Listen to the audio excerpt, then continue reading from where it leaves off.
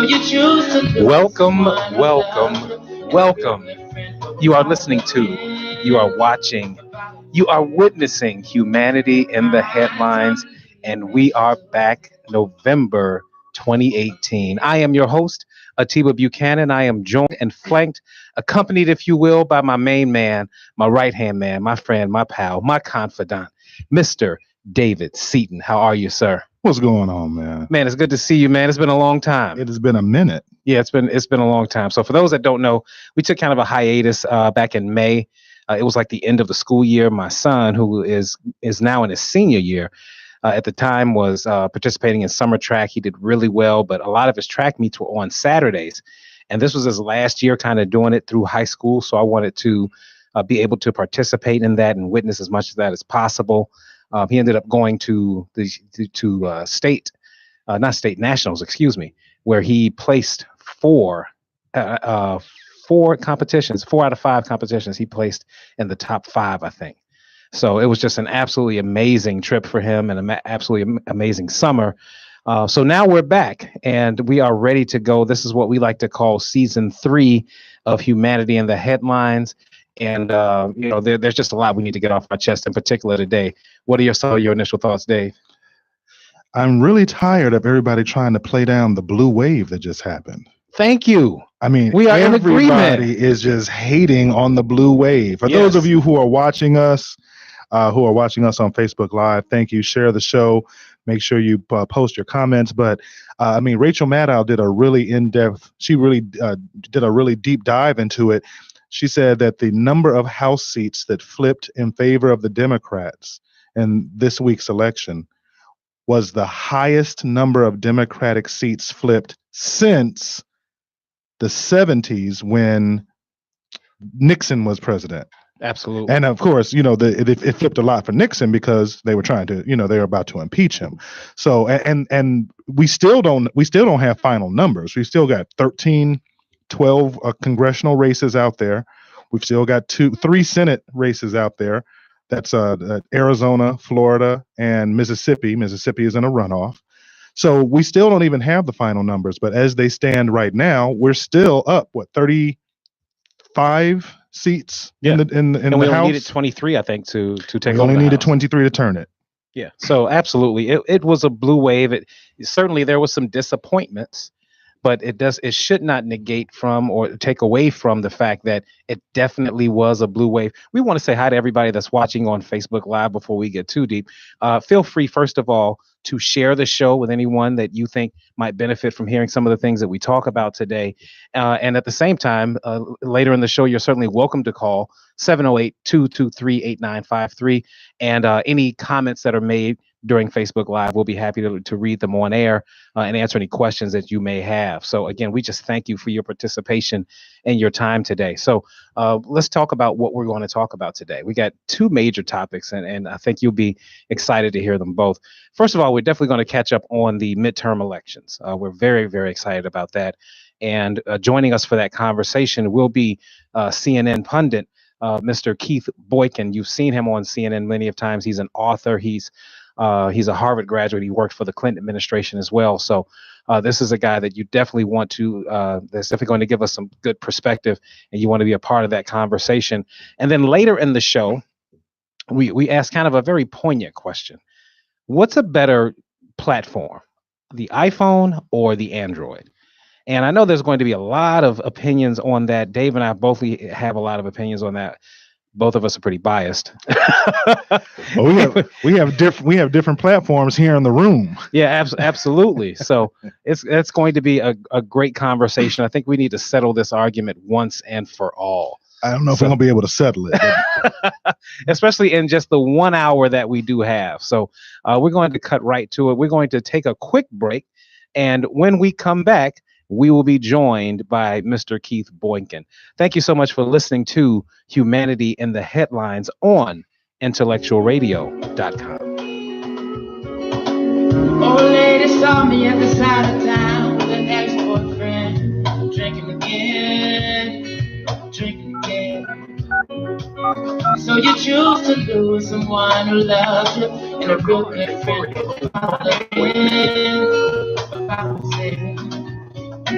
find time to leave me, Lucille. I'm sitting at the top of the hill. My heart is broken and I'm all alone. I don't know what to feel. You've been gone away. Overheard somebody saying I saw you crying in the bar last night with a blackened eye, a blackened eye. No mistakes are made, the time is changing for another who will treat you right, treat you right. If to find time to leave me, Lucille, I'm sitting at the top of the hill. My heart is broken and I'm all alone. I don't know what to feel. You're gone away. If it's to find time to leave me, Lucille, I'm sitting at the top of the hill. My heart is broken and I'm all alone. Don't know what to feel. It's you gone away. We are back on Humanity in the Headlines. Mr. Boykin, I just spoke with him. He's going to be available in just 5 minutes, so sit tight. He's going to be joining us in just a moment, but we can certainly get started in this conversation. Dave, I'm salivating to talk about this stuff today. It is, first of all, it's been so long. Second of all, we just had midterm elections, and it's so funny, man, because I'm gonna deviate for just a second, because I'm sitting here Tuesday night, right? And every time we have a major election, I'm at home and I'm like, man, I should go to Dave's house. I do. I do. I always want to just sit back and watch the results with you, like order a pizza from Giacchino's and y'all can send us a slice later. And just sit back and nerd out and watch the results. I always longed to do that. So that's probably going to happen sooner rather than later. Next time we have an election. Next 2 years. Yeah, absolutely. So with this, I just wanted you to know, because this guy, like, I wouldn't even be into politics if it wasn't for him. So, you know, the fact that we're even having this show and this conversation, if it wasn't for Dave, I'd be sitting on somebody's show talking about Michael Jordan or talking about, you know, the Dallas Cowboys or the Bears or something. I don't know. Or sex. But the fact that I'm sitting here talking about politics is in no small part due to my relationship with this guy. So with that said, man, let's nerd out. Let's do what we do all the time. Well, I have to say, I had that sinking feeling at the beginning of the night. The results were coming in very slowly. You know, at the beginning of the night on Tuesday night, it felt like it was going to go the other way. Donald Trump, you know, he campaigned in like 60. He had 60 rallies, you know, leading up to the election. If you're consuming the news, you would almost be inclined to think that the momentum was going to go in the Republicans' direction, and you'd be inclined to think that the momentum was on the Republican side. So I do have to say that my faith in America was restored, kind of like when Obama ran in 2008 and 12. My faith was restored in the American people. And like we were saying a moment ago about how people have tried to categorize this as not being a blue wave, and they've tried to use the 1 or 2 gains in the Senate as evidence of that. We have to remember that the Senate elections happened in all red, just about the majority of them were in red states. So the way that the Senate elections fell, they were regional and they were in conservative states. So those elections going toward the Republicans was almost expected. Right. But the House was a national election. Everybody got to participate in that. Because Dick Durbin and Tammy Duckworth, they weren't running. Exactly. Because again, quick nerd out constitutional law lesson. Senators run every 6 years. The House of Representatives runs every 2 years. So from that perspective, that the House was a national election, and that it swung from one end of the pendulum to the other. Not only did because the day of the election, people were wringing their hands and saying, well, if the House just gets one more vote, If they just get 218, that's all they need to have the majority. Right. So we've got a cushion. And the good thing about having that cushion is that now when we have those elections again in 2000, that the Democrats can afford to lose some seats and still keep the majority. That was the strategy that the Republicans were hoping to implement this cycle. Yeah, like you, I was concerned, a touch worried, and then relieved. And then the relief just continues to come as the votes continue to be counted. And the one thing that I think we all need to learn as a nation, and certainly from a media standpoint, is you cannot be overly enticed by election night. Everyone likes to declare a winner. Everyone wants to declare a victor. But we are a country of 330 million people. We had roughly, over 80 million people voting in this election. It takes time. Exactly. It takes time. So we cannot be overly anxious to the degree that we are ready to declare something that is not necessarily so. So with that said, before we take this quick break, I just want to say, just to let everyone know later in the show, please know that we're going to talk about Donald Trump and his exchange with black journalists, in particular black female journalists. Bruh, I done just about had it with you. I'm keeping it real. It's funny, but it ain't funny. I've just about had it with him. That exchange with Abby Phillip yesterday, honestly, is a straw that broke the camel's back. And he just, if I was there, all my press credentials would have been reneged, released, retracted, redacted, all that. And then somebody would be posting bail. It's time for the media to step up. But let's table that. Let's get Keith Boykin on the phone. Absolutely. So we're going to take a quick break, and when we come back, we'll be joined by Mr. Keith Boykin. Thank you for listening to Humanity in the Headlines on IntellectualRadio.com. Drinking again. So you choose to lose someone who loves you, and a real good friend for a bottle of gin, a bottle of sin. You pick the fine time to leave me, Lucille. I'm sitting at the top of the hill. My heart is broken and I'm all alone. I don't know what to feel. You've been gone away. Overheard somebody saying I saw you crying in the bar last night with a black and eye. No mistakes are made, the time's changing for another who will treat you right. Get to find time to leave me, Lucille. I'm sitting at the top of the hill. We are back on Humanity in the Headlines. So joining us is a very special guest. I'm just going to forewarn you. I'm going to read a nice lengthy bio because we're really happy to have him here, and I want everyone to know the seriousness with which that this gentleman comes from. He is definitely blessing us today with his presence and his perspective. So joining us is Mr. Keith Boykin. He is a CNBC contributor, MSNBC commentator, BET columnist, and New York Times best-selling author.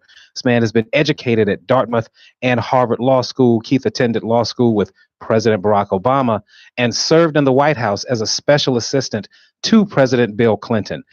Keith is the author of 4 books. His latest work, For Colored Boys Who Have Considered Suicide When the Rainbow Is Still Not Enough, won the American Library Association Stonewall Award for nonfiction in 2013. His previous book, Beyond the Down Low, Sex, Lies, and Denial in Black America, spent 4 weeks on the New York Times bestseller list. And Keith won the Lambda Literary Award for his second book, Respecting the Soul. And his first book, One More River to Cross, is taught in colleges and universities throughout the country.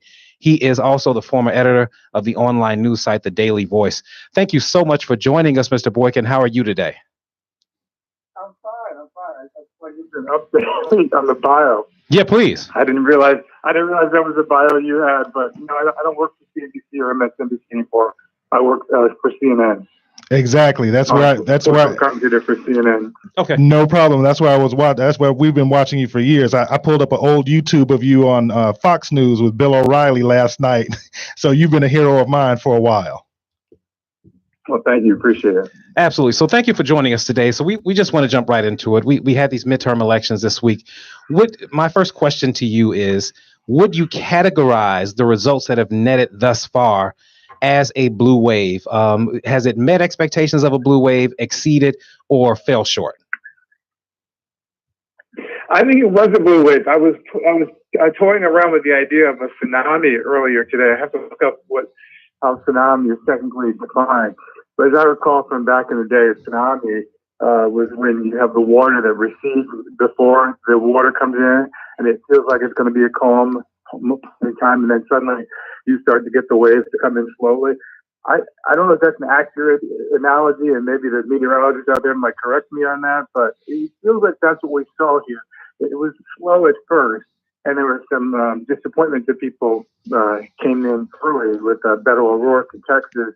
We weren't sure about Stacey Abrams in Georgia and Andrew Gillum in Florida, and I think those were the three marquee races that people were following. But when the results started slowly trickling in, the wave became more evident. The Democrats not only flipped the House, they also picked up anywhere from 35 to 40 seats. That's the biggest gain for Democrats in a midterm election, or any election actually, since 1974 in the post-Watergate era, the post-Watergate election. They also flipped the governorships in 7 states, which is a critical component in terms of being able to influence legislation in the states and also to influence what happens with the electoral process and redistricting in those states. So that was critically important.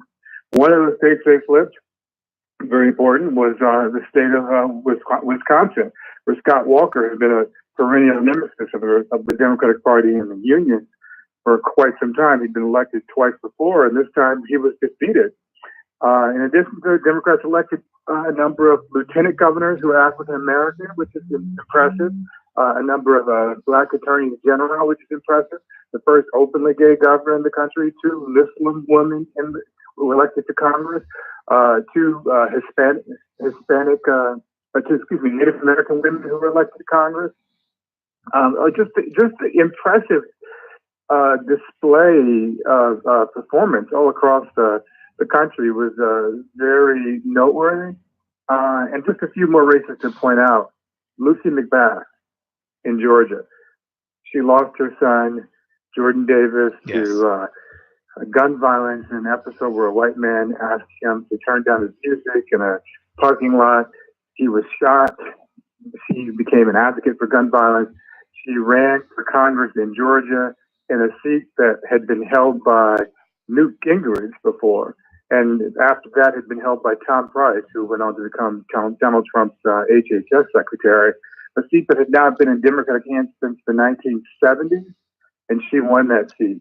So there's just a lot of impressive performances out there that I think didn't get reported on the night of the election, but reflect just how well Democrats did overall. And it's amazing as I'm listening to you talk about the diversity of the wins that we had on the Democratic side this election, and when you juxtapose that against the lack of diversity on the Republican side, it's not surprising that we got the results that we did. Well, it is not surprising. I mean, if you look at the governor's level, for example, there were no Hispanic or African American candidates who were Republican running for governor in the 2018 election cycle, which was a stark contrast to what we saw on the Democratic side. We had a number of marquee races. We had Ben Jealous in Maryland. We had Stacey Abrams in Georgia. We had Andrew Gillum in Florida. We had Latinas and all different types of people who were running. And Democrats performed well. Yeah, and I think that's also a sign of where America is going. America is no longer just a white, male-dominated country. White men make up about 29% of the population. The browning of America. Right. We're seeing the browning and the blackening of America, but now we're starting to see that other people are also being reflected in the politics. And because of that, there's a lot of people who are opposed to that change, and we're seeing the resistance to that change that's happening as well.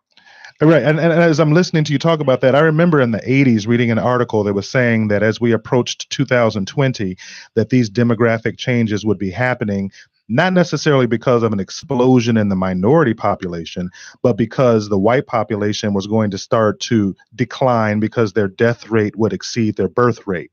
So, and I bring that up because when you look at, going back and when, the Voting Rights Act was only passed in the 60s. So in the 60s and the 70s and in the early 80s, there really was no motivation for voter suppression because white people still comprised 85 to 88% of the U.S. population.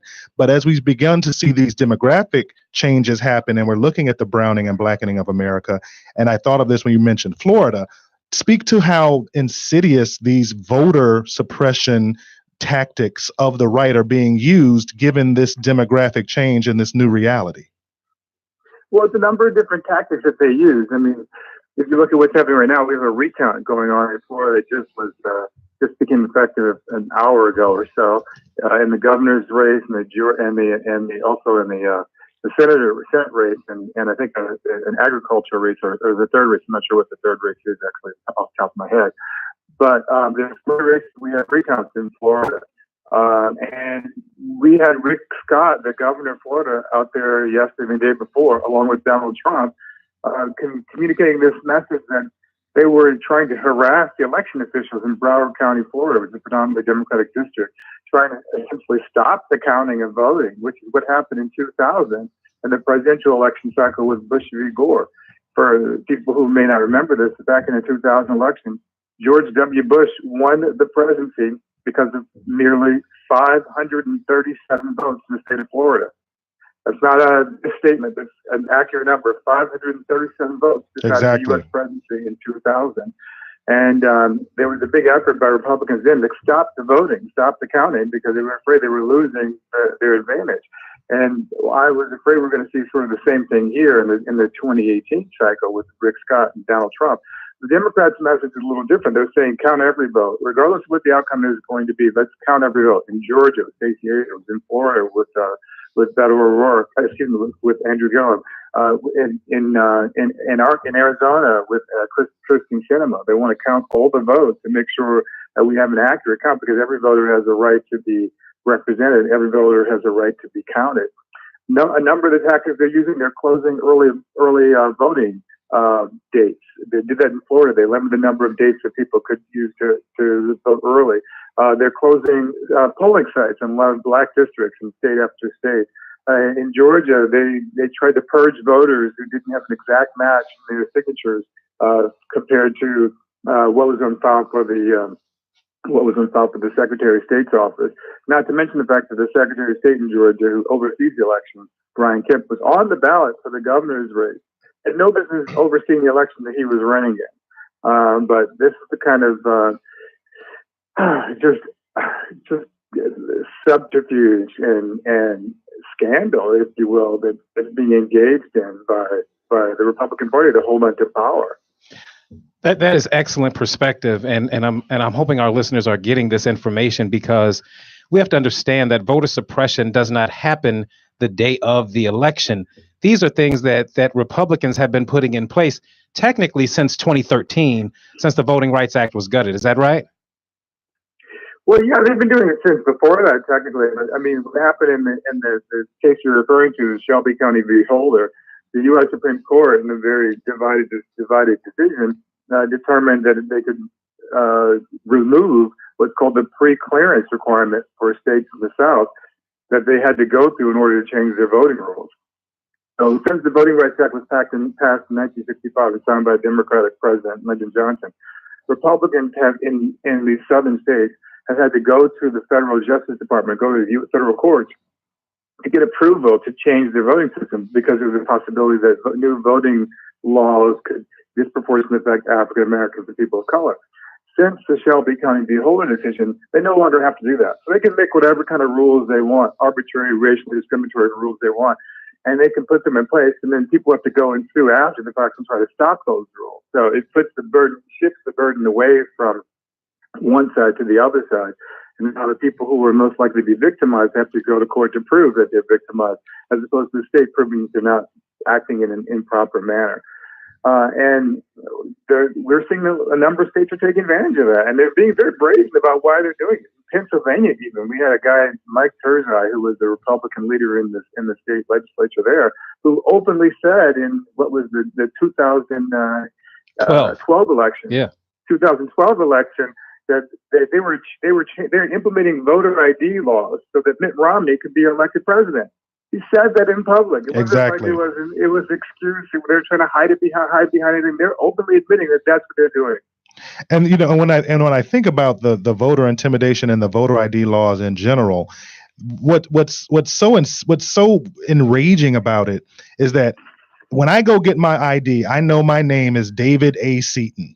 My first name is David, my middle initial is A, my last name is Seaton. If I show up with my ID and they say, "Oh, I'm sorry, this ID doesn't match what's in our database. We have a different middle initial for you, so you can't vote today."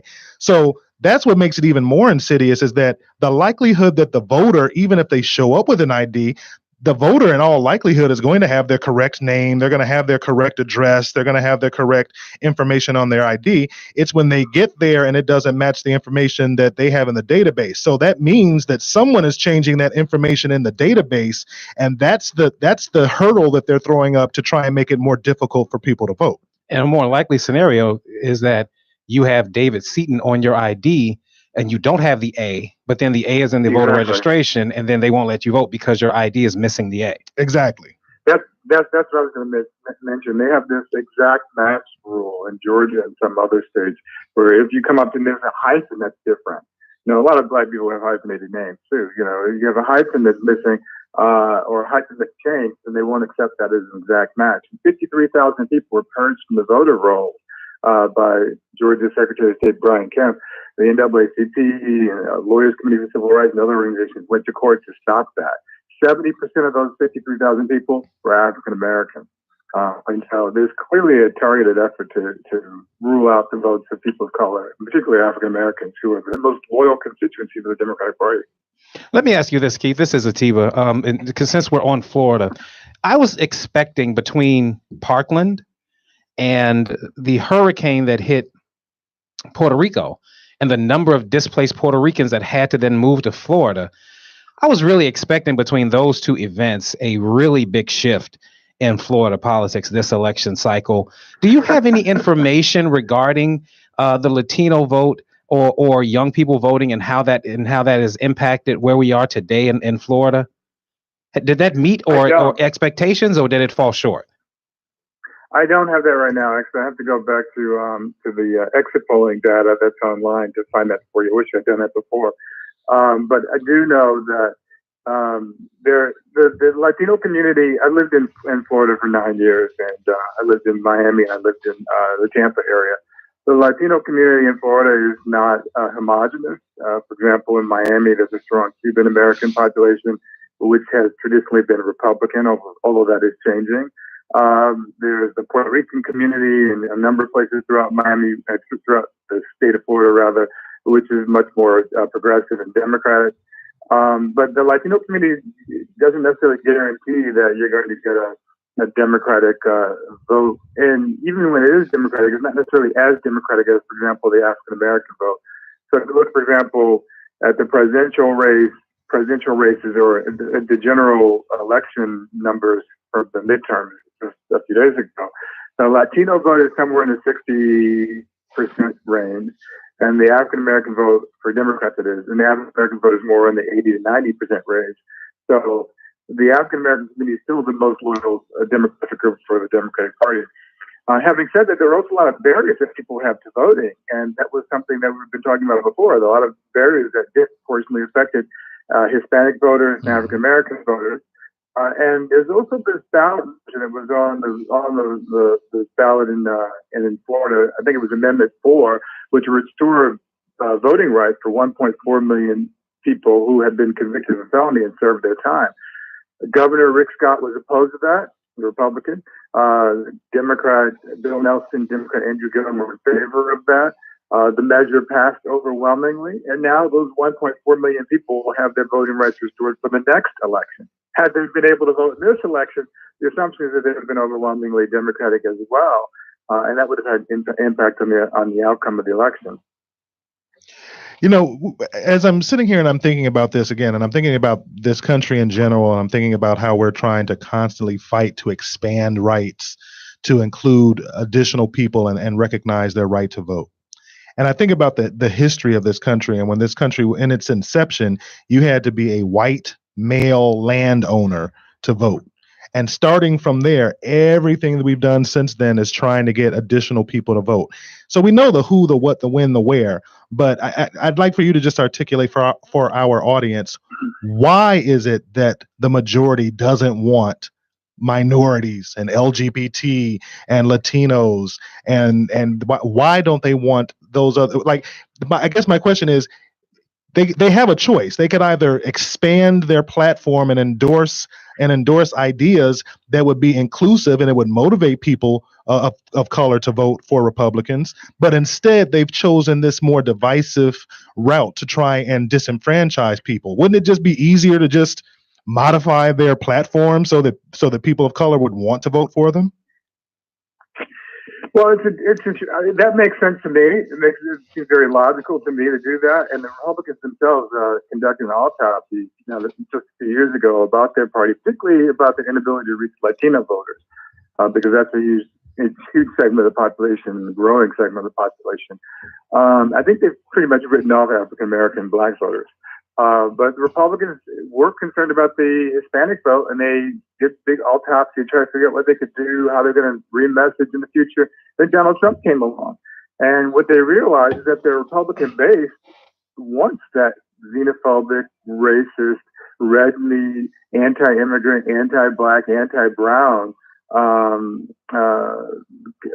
rhetoric. It works for them. That's how Donald Trump was able to not only do well in the primaries in the Republican Party, but win the general election with the enthusiasm of the Republican base.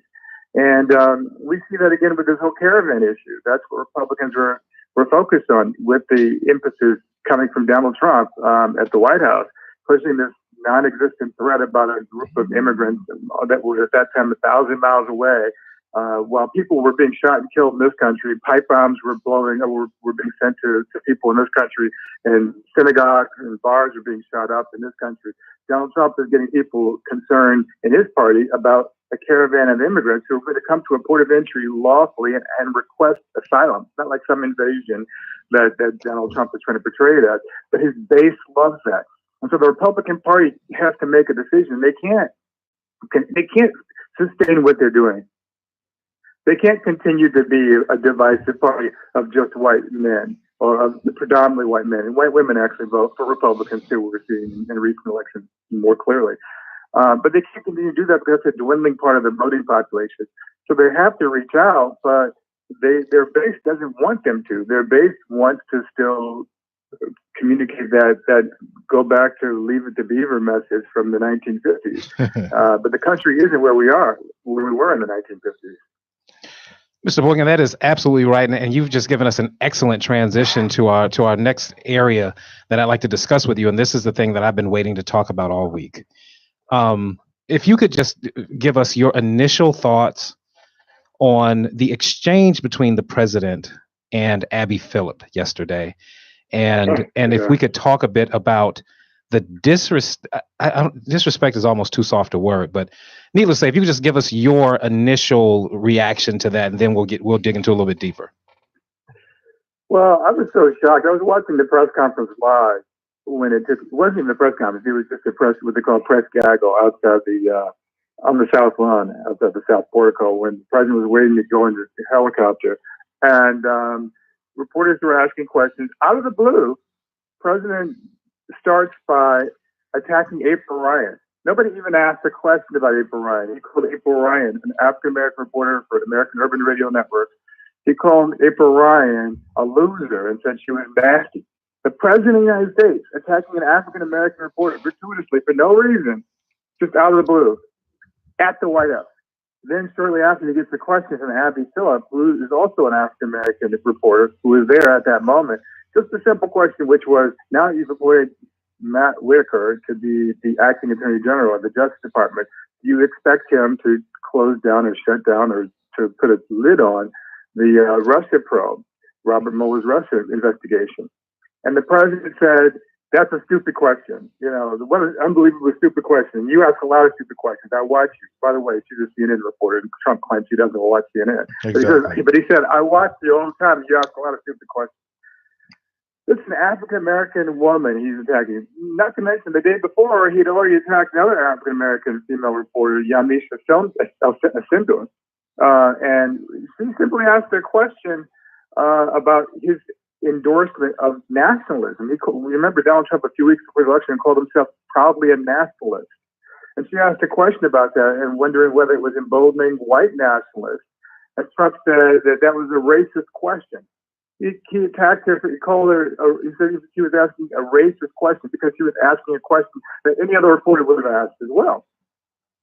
There's a pattern here. If you go back and look at what he said about Maxine Waters, he said that she has a low IQ. Remember, he attacked Congressman Frederico Wilson last year over the disappearance of Sergeant Ladina Johnson in Niger.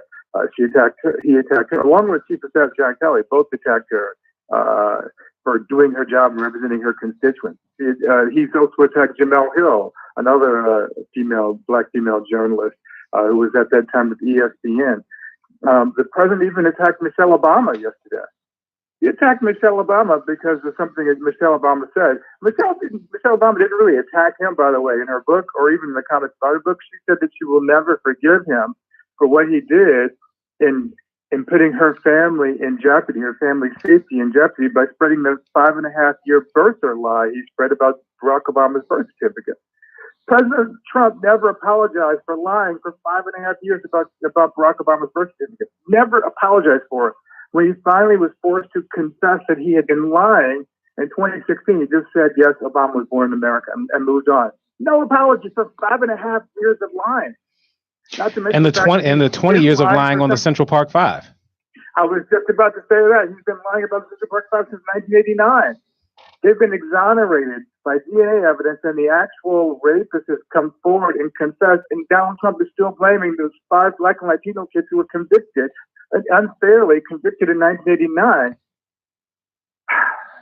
What does it say about our justice system that when the person who's the top law enforcement officer, essentially, of the system, because he appoints the attorney general, appoints the people who run the Justice Department, is prejudicing the system against people of color, prejudicing the system against people who are his enemies, and picking his cronies and stooges to run the important levers of government.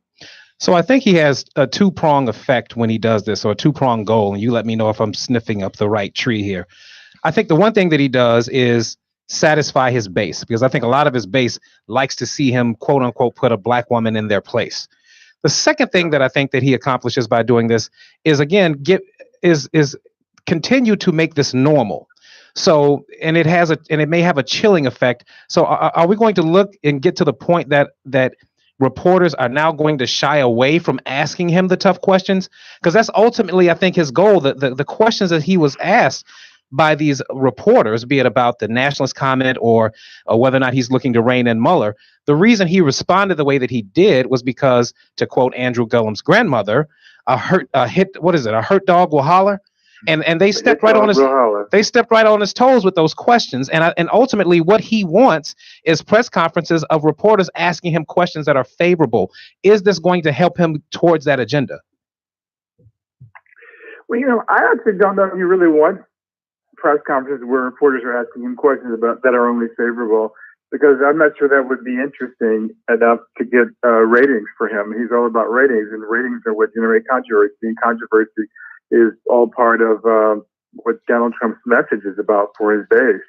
So I think he actually revels in those conflicts with the black reporters, or in the case of Jim Acosta, whose parents are Cuban. He revels in those conflicts and controversies with those people, because it is, as you say, for his base, another example of him putting those people in their place. So his attacks of fake news, as he calls it, and the media. But those are the people who are supposed to hold any president accountable. They'd be holding presidents accountable, whether they're Democrat, Republican, or Independent. That's their job. But remember, there was a moment not long ago, I think it was Leslie Stahl, who was revealing that she had a conversation with Donald Trump some time ago, I think before the election, when she asked him, why do you say all these nasty things about the media? And his response was, if I say bad things about the media, then people won't believe you when you report bad things about me. Exactly, and I want to play devil's advocate right here because I'm Atiba and I discuss this all the time, and I've heard you have this conversation on CNN an innumerable amount of times, and it kind of ties into a question that we just had posted. I submit that by African Americans highlighting, let me start off by saying Donald Trump is an equal opportunity offender. He will attack anyone at any time who he perceives to have slighted him. That is his modus operandi when he attacks someone. So does it discourage the solidarity that would otherwise exist in the media as a monolith when African Americans kind of separate themselves and say, oh, Donald Trump is picking on us the most or worse or differently.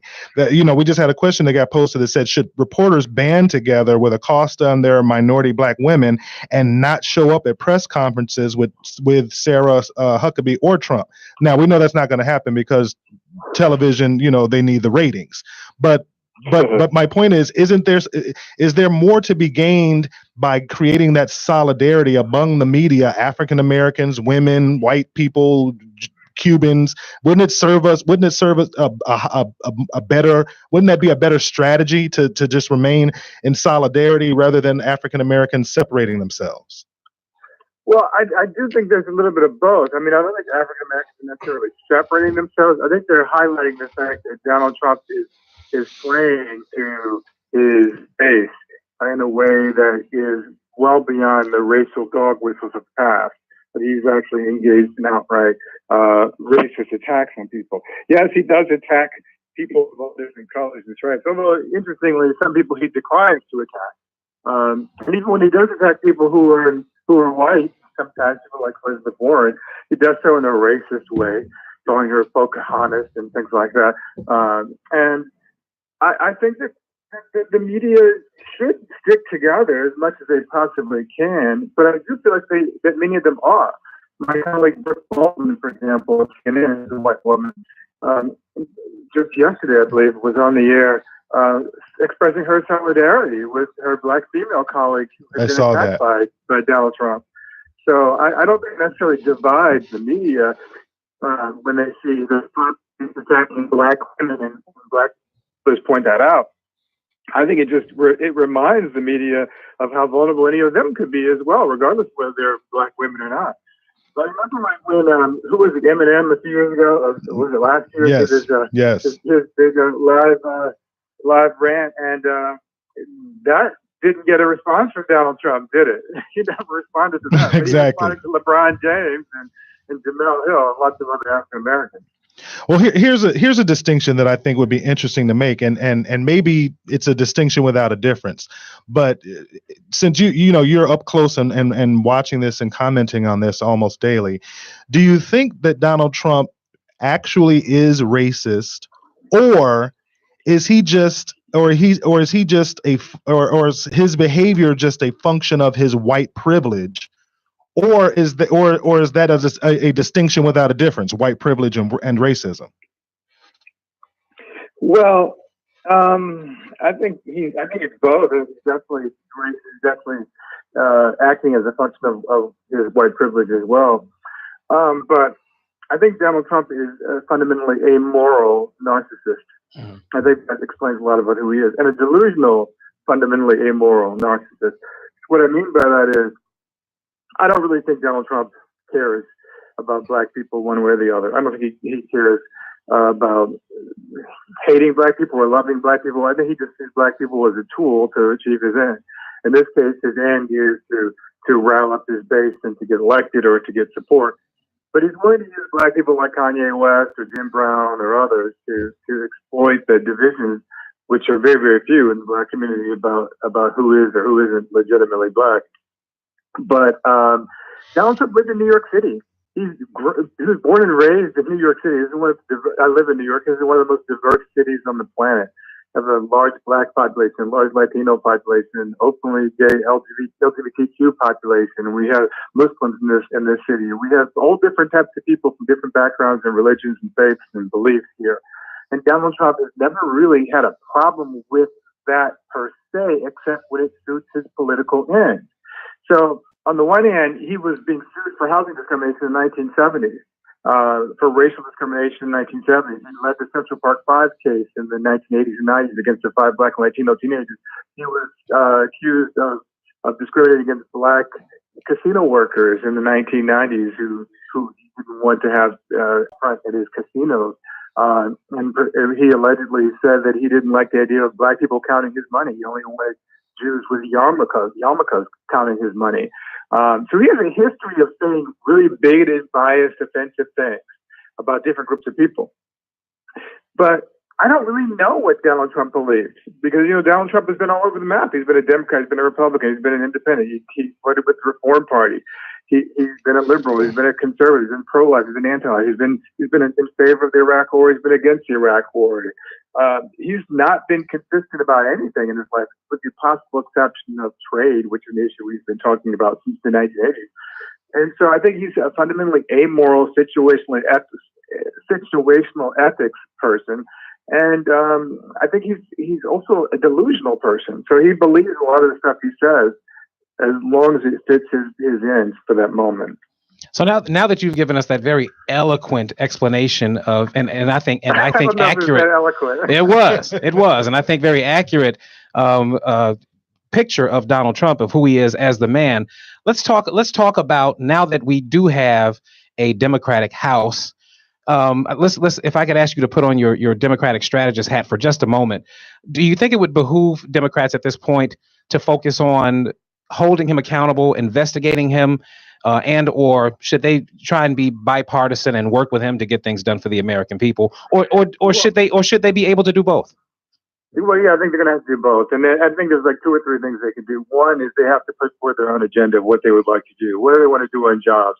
An agenda for increasing the minimum wage, the federal minimum wage, having a higher living wage, to create more jobs for Americans. Also, what are they going to do about healthcare, to improve Obamacare, to expand Medicare, to Medicaid access in different states across the country? What are they going to do about education? What are they going to do about affordable housing? What are they going to do about the environment and civil rights and criminal justice reform? Those are the reasons why people elected Democrats. So they have to provide an agenda. Even though we have a Republican Senate or a Republican president won't approve any of that, they have to put forward that agenda and let the Republicans respond. They also have leverage because they are one of the 2 houses in the bicameral legislature. So if they put something forward and the Republicans don't like it, then the Republicans have to put something forward eventually on their side that the Democrats have to work with. They're going to have to compromise both of them in order to accomplish anything over the next 2 years. But they do have to hold the president accountable. That doesn't mean you start right off with impeachment, but what does mean is that you're going to have some hearings. You're going to have some accountability. You're going to have some investigations. You're going to have some subpoenas. They have the right to demand the tax returns of the President of the United States now. So the public may never get to see this, but the committee should at least be able to see what's going on. So we know there are no conflicts of interest between what the president is promoting in his personal business interest and what he's doing in the national interest, or what's supposed to be in the national interest. And they have the right to clamp down on this emoluments clause violations that's been going on with the president. He's been accepting foreign income at his hotels and other locations from different governments, which is a violation of the United States Constitution. The Republican Congress has done nothing about it. Now the Democrats have at least one house of the 2 houses in Congress. They have the authority to call witnesses and subpoena evidence and to hold hearings to find out what exactly is going on and to hold the president accountable. Now, whether Republicans choose to act on that on their end is a whole different story, but they should, as Democrats, at least initiate that process. Again, I couldn't have said it better. I just want to put two pins in there. The Republicans, unfortunately, the Republican voters out there, they don't care what Donald Trump is doing. Everything you just said that needs to be investigated. However, on the flip side, as much as I've heard Republican and pundits and Republican people that senators and Congress people try to caution the Democrats that, well, don't go too far, because when the Republicans tried to hold Bill Clinton accountable, we got punished at the next election, and they're trying to use this as some way to try and. But I would submit that if the Democrats responsibly investigate and hold Donald Trump accountable, which is their constitutional duty, by the way, if they do that, they will be rewarded in 2018 because that's the reason why they were voted in 2016. I agree with you. I think that there's supposed to be a check on the president and on the Republican Senate. They're supposed to ask those questions. That is their constitutional duty. And I don't think they're going to go too far. You know, people have been talking about impeachment. That's something, I think there's definitely a case to be made for impeachment. But it's not something you just start out the box with. You build the case. You put the evidence out there to the American people. You hold those hearings. You present those witnesses. You conduct those investigations and let the American people come forward and make their own decisions. Not to mention the Mueller investigation is ongoing right now. I'm expecting, I could be wrong, but I'm expecting within the next few days we might start to see new indictments in the Mueller investigation. Donald Trump Jr. among them. Keith Boykin, we thank you for joining us today because we're at the end of the hour, and we really appreciate you joining us today. What shows are you scheduled to appear on this week in CNN so our listeners and watchers can catch you? And what's your latest book? Well, I will be on CNN at 2:40 today, your time, on CNN with Ana Cabrera, and then I'll be on CNN again on Monday at 10 a.m. your time on with Kate Baldwin. And I'll be on throughout the week after that. You can reach me online at Keith Boykin at Twitter, or Keith Boykin1 on Instagram. And I'm working on several different books right now. Hard to explain them all in a moment, but I'm excited about all of them, and you can find more information about them on my website.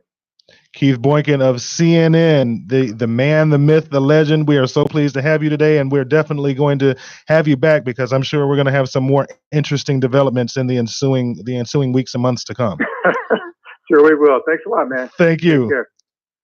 Well, that was phenomenal. Absolutely. I see him on CNN on television all the time. So when I got the news that we were going to interview him today, I was extremely excited. Absolutely. And when you add that to the fact that we're back, what a great way to come back to open up the first show back. Right. What is our producer going to do next week? Now I think he set the bar too high for himself.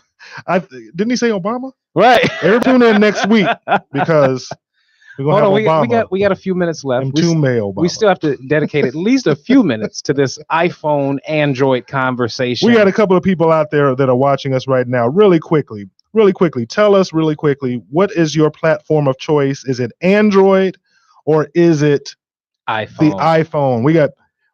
We've got Wanda of He Said She Said in here, and she has an iPhone today. You got an iWatch, an iPhone. Okay, she has the iPhone. She got an iCar.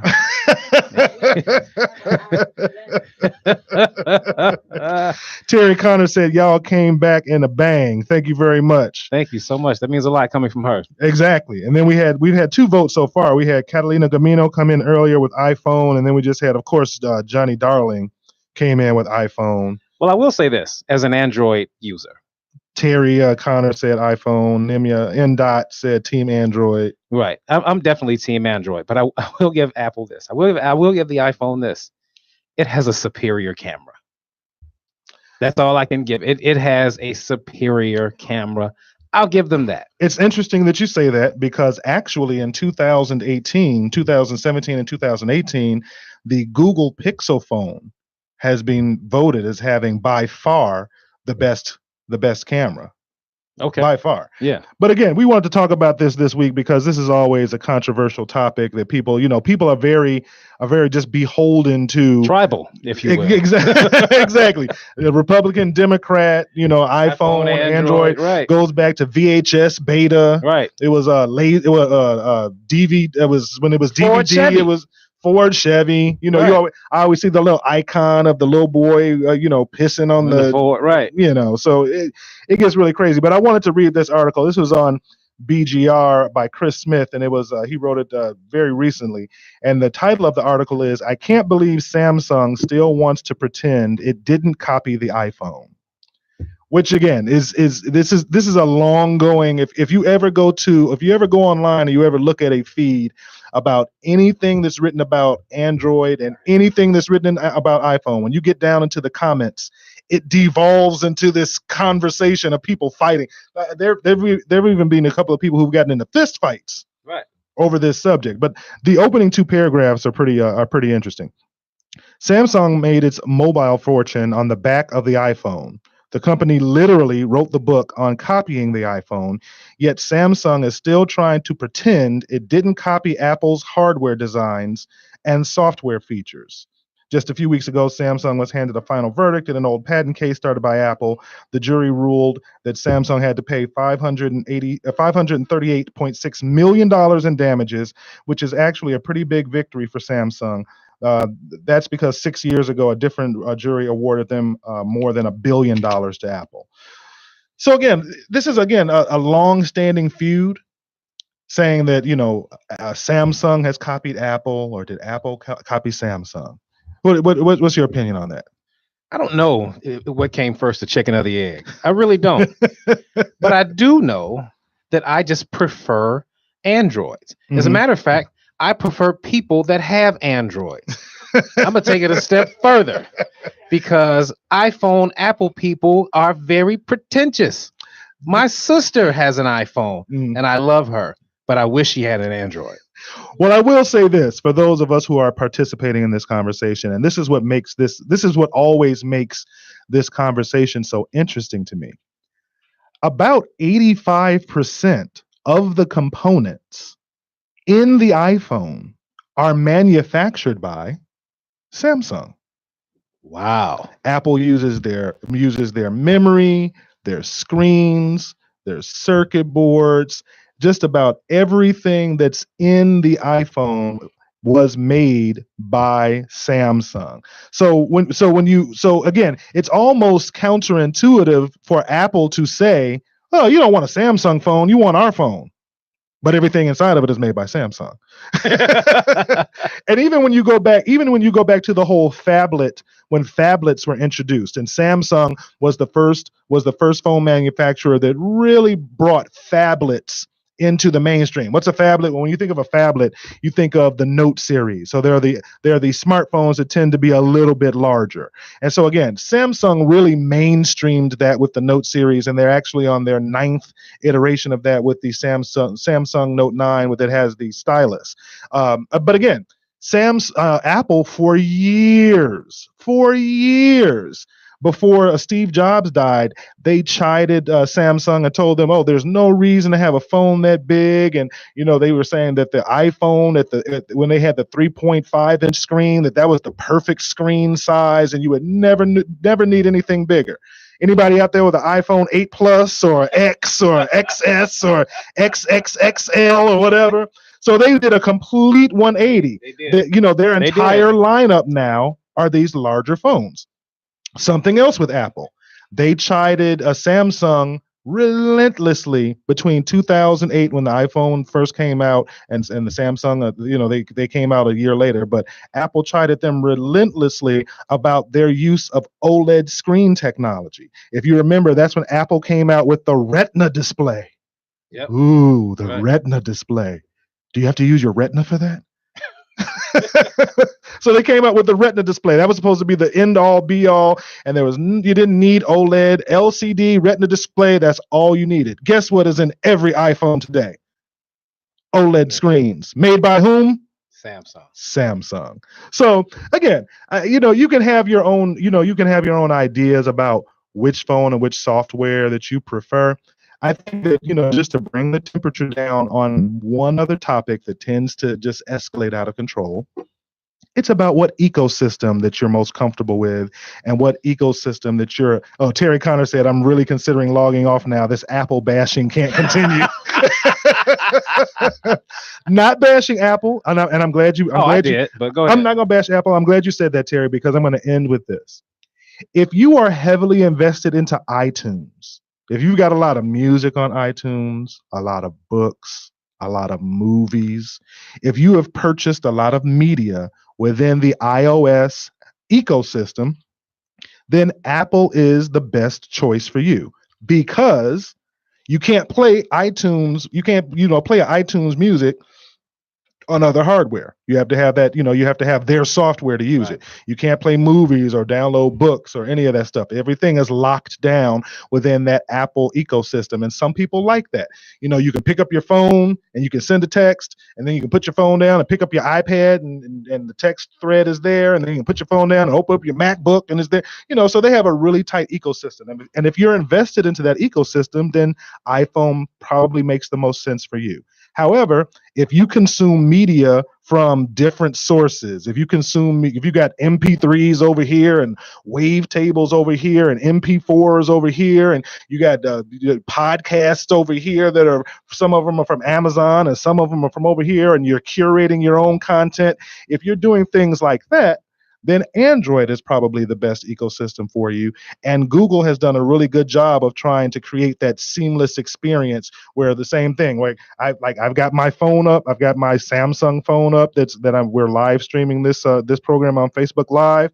I've also got my Samsung tablet. I have that same feed up here, whatever's going on over there, I can see it over here. So, they've done a really good job. But again, the good thing about Google is that they are manufacturer agnostic, meaning that if you want to do LG or Samsung or Motorola or whatever your manufacturer of choice is, you can have that experience, but you don't have to be locked into a particular manufacturer. So that's what I would like to offer to those people out there who like to have these types of arguments. If you like Apple, that's great.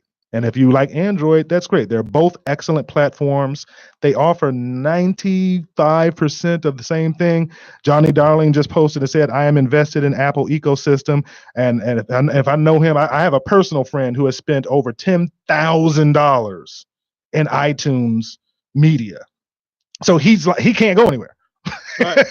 Exactly. He's locked in. So, so again, if you're invested in an ecosystem like that, that's great. But again, one is no better than the other. And Samsung has really got some interesting things coming out in 2019. They're going to have a foldable smartphone. It's a tablet that folds in half into a smartphone. Their S10 and S10 Note series for 2019 are slated to be way ahead of anything that's out there right now. So again, I would just encourage everybody out there, pick the hardware that's best for you. But to your point, and there have been articles written about Apple, right, that Apple users kind of use that as a status symbol. Exactly. So there are some people out there that will literally look down their nose at you if you have an Android phone in your hand, because then there have been all these kind of studies and breakdown that people that iPhones tend to, probably make a certain income, tend to make more money and blah, blah, blah. And again, I'm speaking from experience because, and I'll close with this, I use an iPhone for work, but I use an Android device personally. So I've had the opportunity to use both ecosystems on a daily basis. And for me, and for what I do and for what I consume, I've had a much better experience with Android. And you would, because like you say, you're not invested in the Apple ecosystem, so you're limited in what you could do with that. Exactly. Right? I mean, Apple, they rolled it out perfectly. They came out with iTunes, then they came out with the iPod, then the iPhone, then the iPad. So if you got into the Apple ecosystem really early, then if you were one of those people that had an iPod back in the day where it had a hard drive in it, that had the spinning hard drive in it, if you had an 80 gigabyte iPod 3 or 4 years ago, you still have that music in the cloud, you're probably gonna stick with iOS. You probably are. And then NDOT said my phone broke at end of summer. He is adamant about waiting for Android 9 to come out. That's going to be the Android S10 coming out next year. And Terry Connor said, I'm looking down my nose at both of you Android users, but I will use your phone camera in a heartbeat. So again, she is admitting that the camera experience is superior, right, on certain Android devices. If she is listening to us today on her iPhone, then God bless her. Hey, I have nothing but love for Ms. Terry Connor. We have yet to meet Terry Connor, so we're gonna have to. Well, I'm saying me. Yeah. We'll have her on the show. We've got to have her on the show. Yeah, we'll have her on the show. We've got to have her on the show. Johnny Darling just messed it all up. We were talking about Android and Apple. And he said, since I do music, Apple is a better option. I hate PCs. Okay, we weren't even talking about computers, Johnny. That's another topic, brother. And you know what? Johnny is another radio head. So Yes, next time he's in town, he can come to the show too. Yes, he is. But you cannot bring your iPhone into the studio. You are going to have to share the live stream from our Samsung device because it has a superior camera interface and experience that you will find surprisingly simple and easy to use. On that note, I definitely think it's time to go. Yeah, it's time to go. All right. So we thank you so much for joining us today on Humanity in the Headlines. Congratulations to the Democrats this week. Absolutely. Congratulations blue wave, to the. Don't let anybody tell you it was not a blue wave. It was a blue wave in 2018. Absolutely. We will be back next week, same bat time, same bat channel, 1 p.m. Central Standard Time on IntellectualRadio.com. Thank you so much. Be blessed. And thank you to Breon Jones for getting Keith Boykin on today. Thank you to our producer, Breon Jones. He did an excellent job this week. Share the show so everybody can hear that conversation that we had today with Keith Boykin. Anybody who's a political head, please share the show so they can check that out and check him out on CNN. Absolutely. We'll be back next week. Take care. Thanks for watching Humanity in the Headlines.